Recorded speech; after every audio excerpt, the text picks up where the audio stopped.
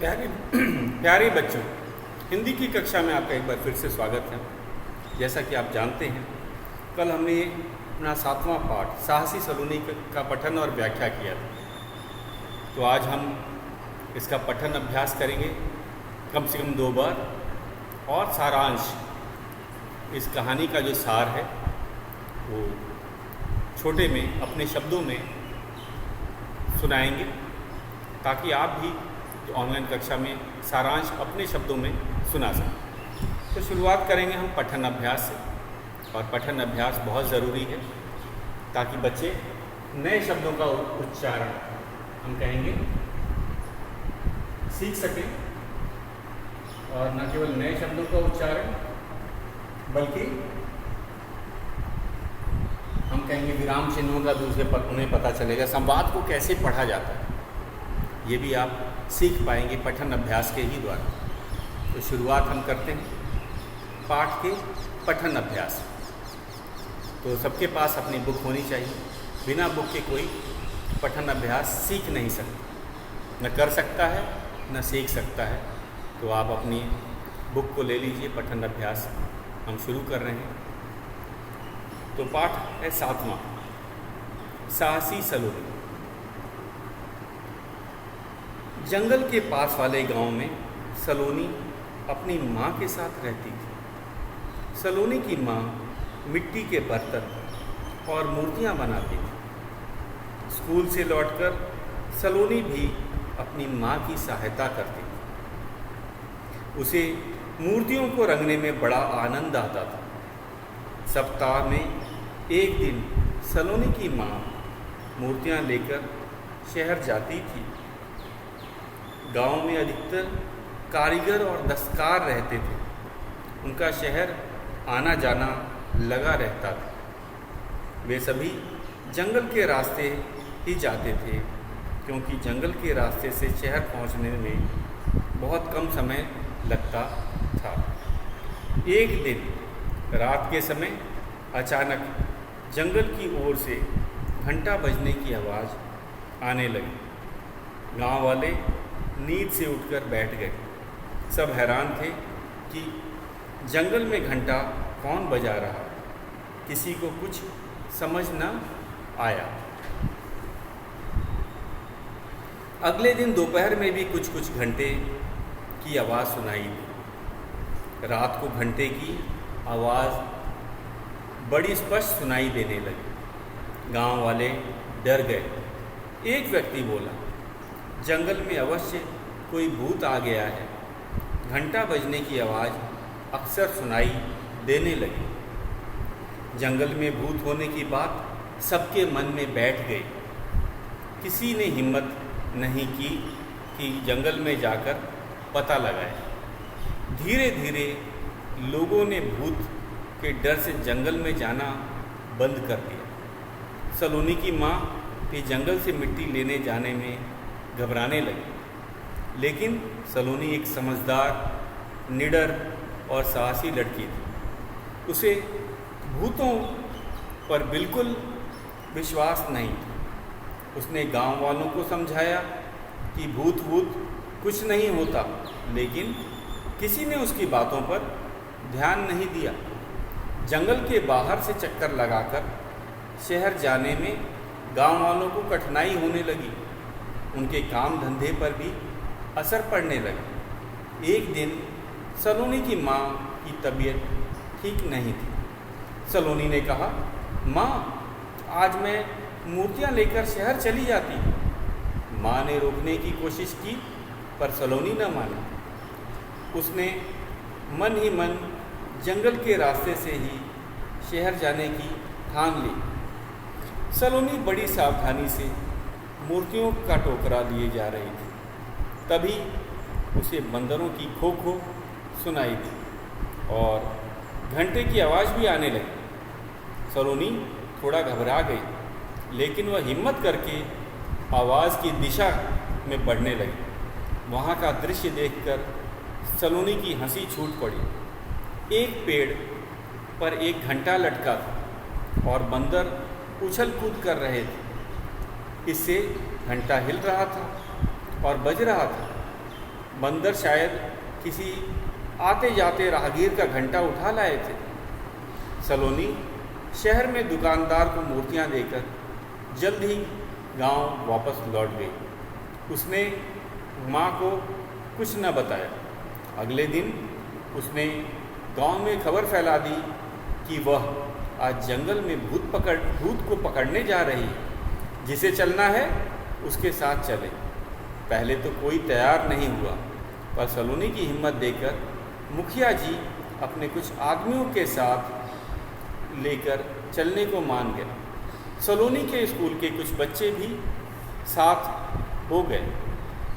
सलोनी आगे आगे और पीछे पीछे मुखिया और बच्चे। अभी थोड़ा ही आगे गए थे कि घंटे की आवाज़ आने लगी। मुखिया जी और उनके आदमियों के चेहरों पर हवाइयाँ उड़ने लगी, पर सलोनी निडर आगे बढ़ती गई और बच्चे शोर मचाने लगे। सलोनी, कहाँ है भूत? अभी दिखाती हूँ, सलोनी ने कहा। पेड़ की ओर इशारा करते हुए सलोनी बोली, वह देखो कितने सारे भूत। अरे ये तो बंदर है, कहकर बच्चे हंसने लगे।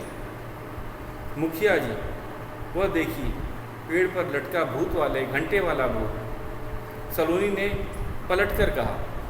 मुखिया जी ने सामने का नज़ारा देखा तो उन्हें बात समझते देर न लगी। वे भी खिलखिलाकर हंस पड़े। मुखिया के आदमी भी हंसने लगे। वे बोले, ये तो घंटे वाला भूत नहीं बल्कि हंसाने वाला भूत निकला। तो बच्चों, ये था हमारा पाठ का पठन। आपने देखा खासकर जो नए शब्दों का उच्चारण और संवाद को कैसे पढ़ा जाता है। विराम चिन्हों पे भी ध्यान रखना चाहिए। अल्प विराम पे कम रुका जाता है, पूर्ण विराम पे अधिक रुका जाता है। तो एक बार हम फिर इसका पठन अभ्यास करेंगे। और आप अपनी बुक, आपकी नज़र कहाँ होनी चाहिए? बुक पे नज़र होनी चाहिए आपकी। और फिर मैं इसको पढ़ता हूँ। कहानी बहुत ही मज़ेदार है। हम इसे अगर एक दो बार भी पढ़ेंगे तो मज़ा उतना ही आता है। हर बार पढ़ने पे आप देखेंगे कि बहुत ही शिक्षाप्रद कहानी है और मज़ेदार भी हम कह सकते हैं। तो 7वां पाठ 7, साहसी सलोनी। पठन अभ्यास करते हैं। जंगल के पास वाले गांव में सलोनी अपनी माँ के साथ रहती थी।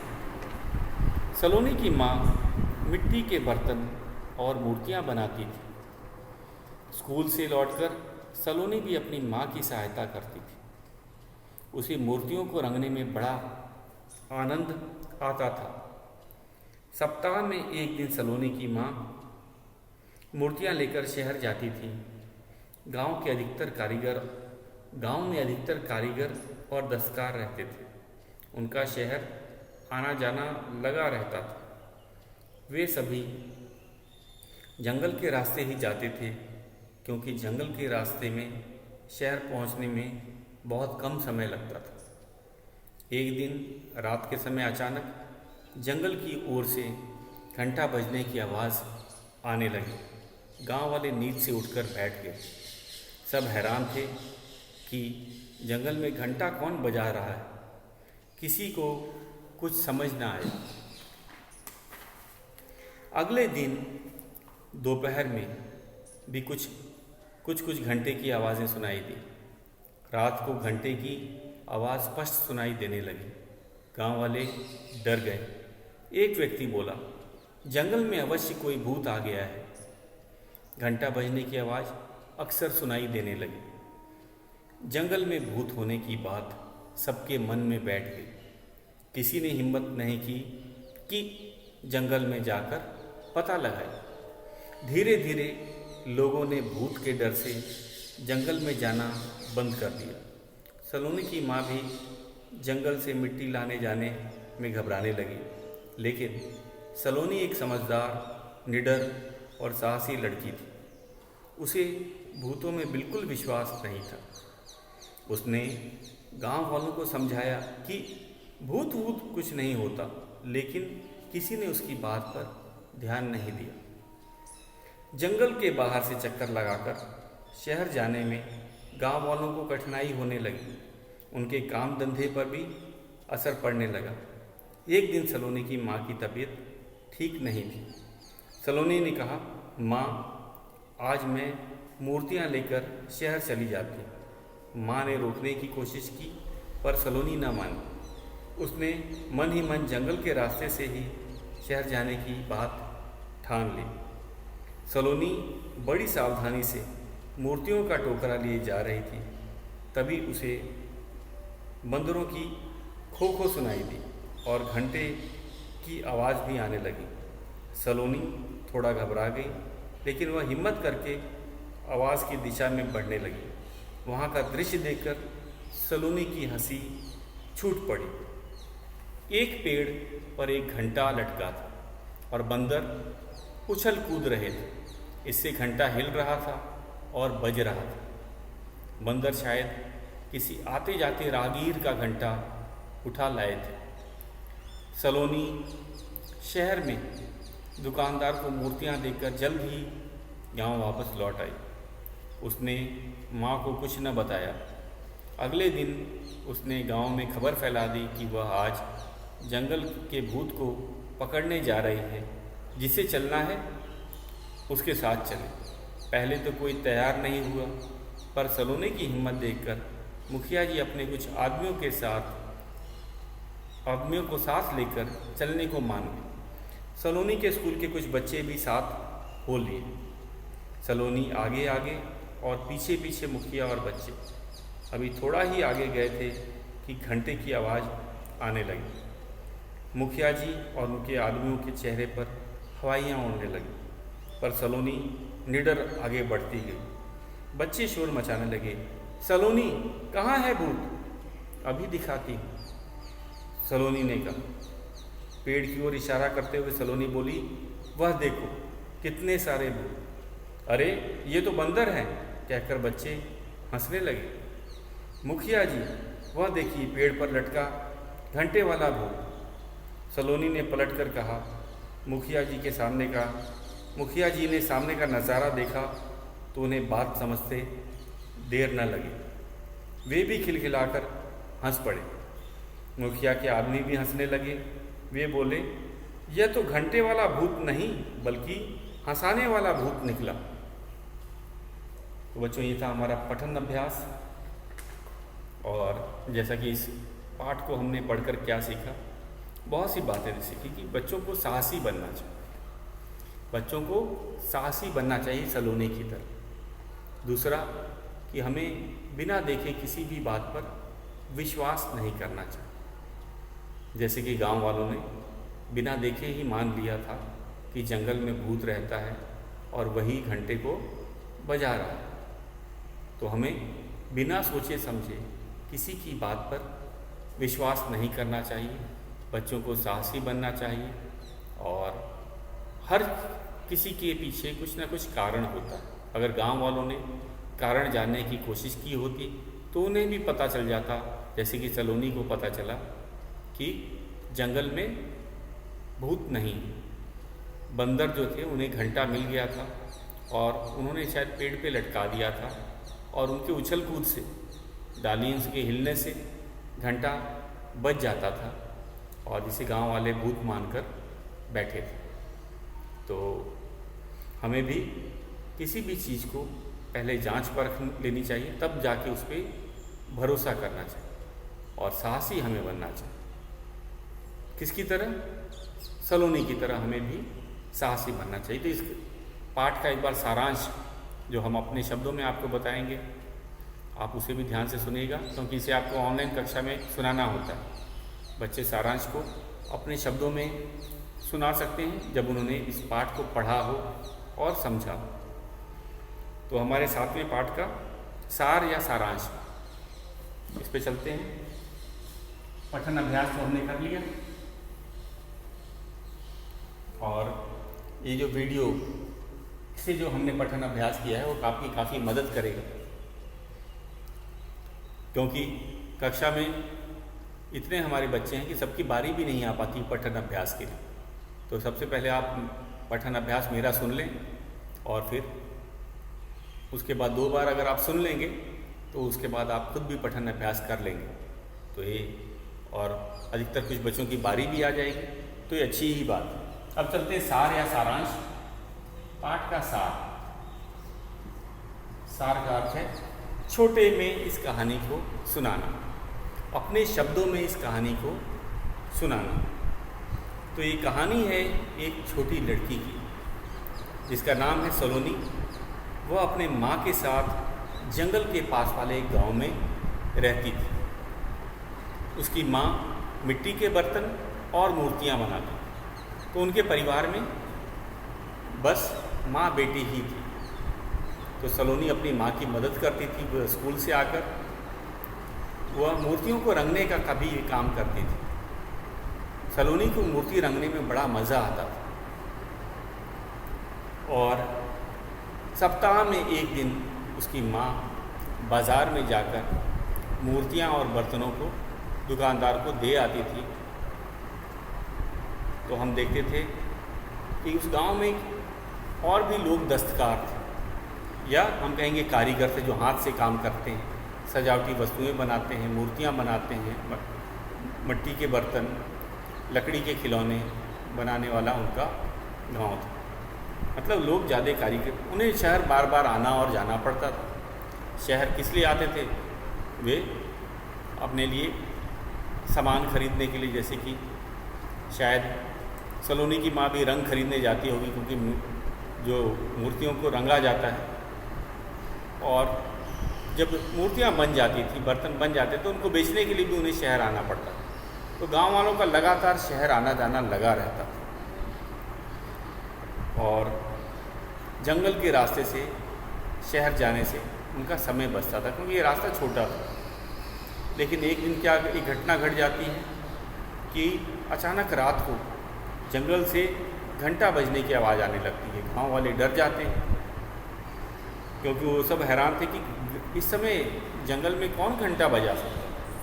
किसी को कुछ समझ नहीं आ रहा था। और फिर उन्हें अगले दिन दोपहर में भी घंटा बजने की आवाज़ आई, और रात को जब घंटा बजता था तो उसकी आवाज़ स्पष्ट आती थी। आपको पता है रात को सब जगह शांति रहती है, सन्नाटा रहता है, तो जंगल के जो घंटा बजने की आवाज़ उन्हें रात को बड़ी ज़ोर से सुनाई देती थी, स्पष्ट सुनाई देती थी। और वे धीरे धीरे लोग गांव के डरने लगे, क्योंकि एक व्यक्ति ने कह दिया था कि शायद गांव जो जंगल में कोई एक भूत आ गया है, वही रात को घंटे बजाता है। तो गांव वाले डर गए, और सबके मन में ये बात तो बैठ गई कि जंगल में भूत है, वही घंटे को बजाया करता है। लेकिन किसी के हिम्मत नहीं थी कि वो जाए जंगल में और देखे कि कौन भूत कैसे घंटा बजा रहा है, क्योंकि लोग डर गए थे। और डर के कारण उन्होंने क्या किया, उन्होंने जंगल से जो शहर जाने का रास्ता था उसका भी इस्तेमाल करना बंद कर दिया, क्योंकि लोगों को भूत का डर था। वे जंगल का उन्होंने रास्ता ही छोड़ दिया, जंगल के बाहर से घूम के वे शहर जाने लगे। तो उन्हें बहुत ज़्यादा चलना पड़ता था, उनका अधिक समय लगता था, और उसका उनके हम कहेंगे कारोबार पे भी असर पड़ने लगा। यहाँ तक कि सलोनी ने देखा कि उसकी जो माँ है वो भी मिट्टी जंगल से मिट्टी लेने जाती थी, तो वो भी घबराने लगी थी कहीं जंगल में भूत तो नहीं। लेकिन सलोनी ऐसी नहीं थी, वो निडर थी। उसने माँ को और गाँव वालों को भी बताया कि भूत नहीं होते हैं, लेकिन सबने उसे छोटा बच्चा मानकर उसकी बात को नहीं माना, और वे जंगल के रास्ता से अब शहर नहीं जाते थे। जंगल के को घूम करके चक्कर लगा करके वे शहर जाने लगे। तो एक दिन की बात है, सलोनी की माँ की तबीयत खराब हो गई और वह शहर नहीं जा पाई। तो सलोनी ने अपनी माँ की मदद करने की ठानी।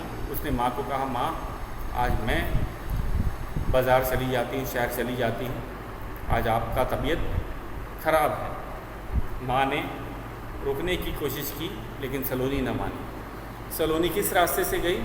वह जंगल वाले रास्ते। उसने मन ही मन प्रण कर लिया था कि वह जंगल के रास्ते से ही जाएगी और पता लगाएगी कि जंगल में कौन सा भूत है, ये घंटे वाले भूत कहाँ से आ गए हैं, उनके बारे में जानकारी। उसने ये बात अपने माँ को भी नहीं बताई।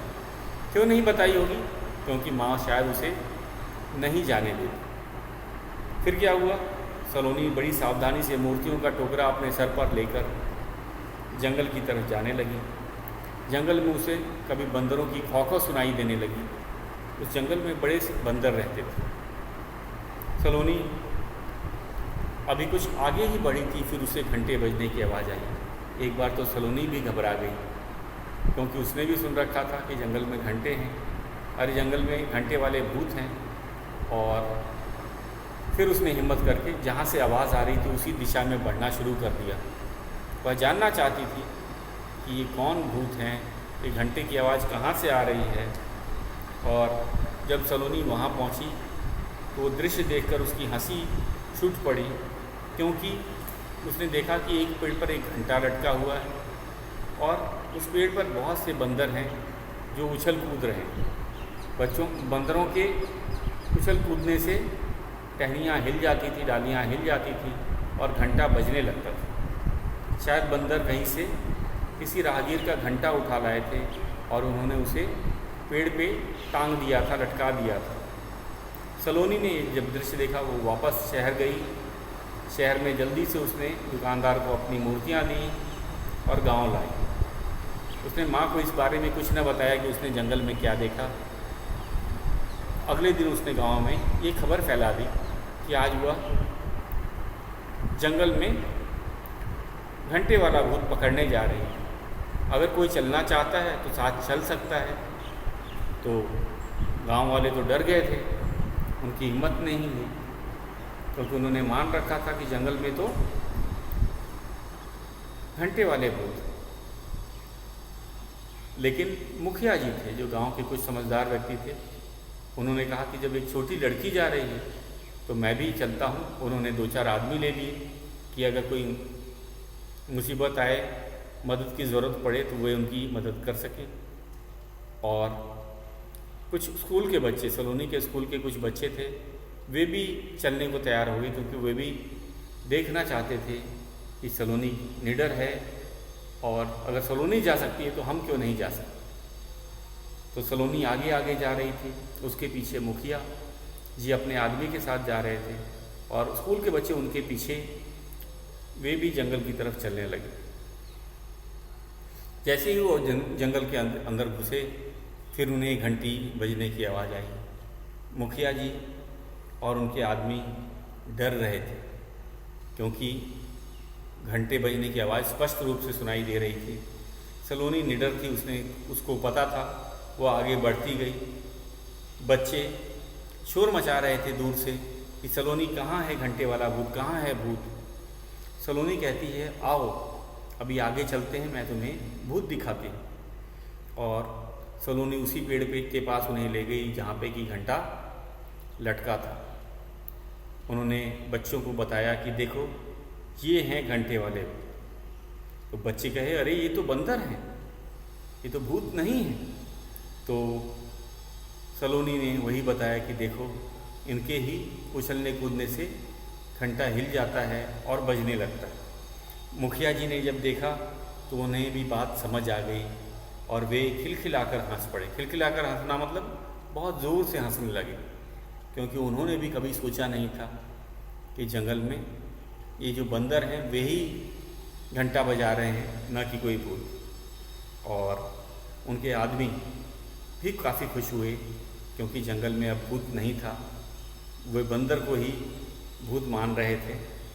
तो उन्होंने कहा कि अरे ये तो घंटे वाला भूत नहीं है, ये तो हंसाने वाला भूत है, क्योंकि सारे बच्चे, सलोनी, मुखिया और मुखिया के आदमी सब हंस रहे थे। तो उन्होंने घंटे वाले भूत का नाम हंसाने वाला भूत रख दिया। बच्चों, ये था हमारा पाठ का सारांश और आज हमने पाठ का सारांश भी पढ़ लिया। तो आप इसे अपने शब्दों में याद करेंगे और कक्षा में सुनाएंगे। सार सुनाने को आएगा। शब्दार्थ और मुहावरे, इस पाठ में मुहावरे भी हैं और शब्दार्थ भी। तो आज हम उन्हीं को लिखेंगे। तो शुरू करते हैं शब्दार्थ और मुहावरे। तो आज का पहले आपको गृह कार्य में बता दूं, जैसे कि हम हमेशा करते ही हैं, सुलेख लेखन, पाठ 7 का 2 पेज हम सुलेख लेखन सुलेख की कॉपी में करेंगे और 1 पेज सुलेख लेखन हम क्लास वर्क नोटबुक में करेंगे। उसके बाद हम एक पाठ से संबंधित चित्र बनाएंगे। तो आप इसमें घंटा बना सकते हैं या बंदर बना सकते हैं या घंटे वाले भूत के लिए पेड़ पे लटका घंटा भी दिखा सकते हैं, क्योंकि ये पाठ से संबंधित एक हम चित्र बनाएंगे और चित्र को रंग भी करेंगे। तो ये आपका गृह कार्य है। इस पाठ का 2 बार पठन अभ्यास, ये मौखिक गृह कार्य है। इस पाठ को कम से कम आप 2 बार पढ़ेंगे। इसके 2 पेज सुलेख लेखन की नोटबुक में लिखना है, 1 पेज इसका क्लास वर्क नोटबुक में लिखना है और पाठ से संबंधित चित्र बनाकर उसे रंग भी भरना है। तो ये था आज का हमारा कार्य। आपको गृह कार्य दिया है, कल छुट्टी भी है, आप आराम से चित्र बना सकते हैं। अब आते हैं हम अपने शब्दार्थ पर। इस पाठ के शब्दार्थ पे चलते हैं।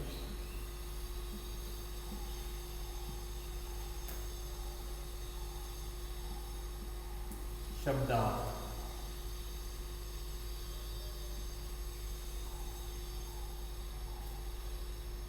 पहला है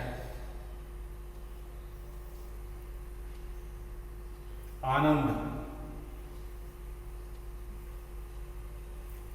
आनंद का अर्थ होता है खुशी।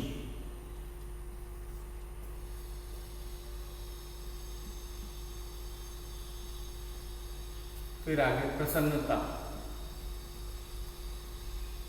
प्रसन्नता,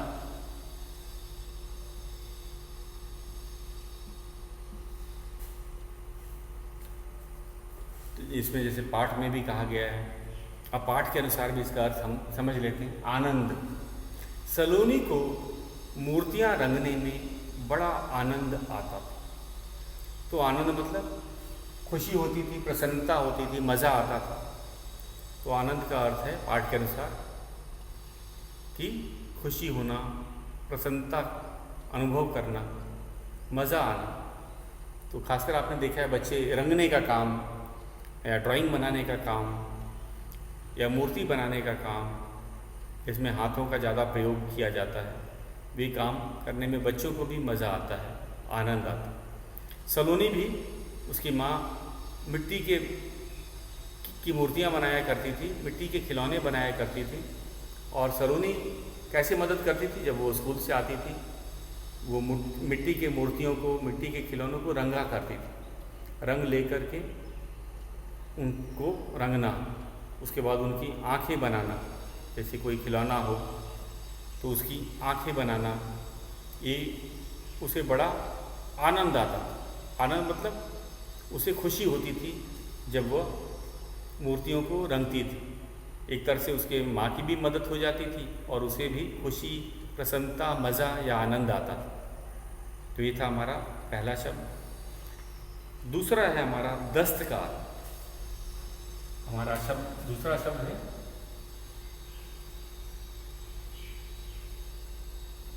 दस्तकार। ये नया शब्द है, इससे पहले आपने शायद इसे न पढ़ा हो। इसका अर्थ है हाथ से काम करने वाले। हाथ से काम करने वाले,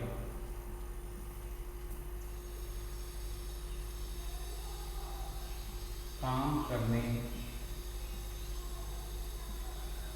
वाले। तो हमने देखा, ये बताया भी गया था पाठ में कि सलोनी के गांव में बहुत से कारीगर और दस्तकार। तो कारीगर और दस्तकार ये क्या करते हैं? सुंदर सुंदर चीज़ें बनाते हैं, जैसे कि मिट्टी के बर्तन, लकड़ी के खिलौने, सजावटी जो चीज़ें, बांस की बहुत सी चीज़ें बनाते हैं जिससे कि घर सजाया जाता है। और ये हाथ से बनते हैं। ये बड़ा मुश्किल का काम होता है, जैसे कि मूर्तियों को रंगना हाथ से रंगने का काम होता है। कहाँ आँख बनाना है उसको भी हाथ। तो वहाँ दस्तकार मतलब वे व्यक्ति जो हाथ से काम करते हैं सजावटी चीज़ बनाने के लिए। तो बच्चों, अभी हम इसके शब्दार्थ को और अभी पढ़ लेंगे, शेष को हम कल लिखे आएंगे। और इस पाठ में मुहावरे भी हैं, उनका हम वाक्यों में भी प्रयोग आपको समझाएंगे। तो आज के लिए इतना ही, शेष हम कल करेंगे।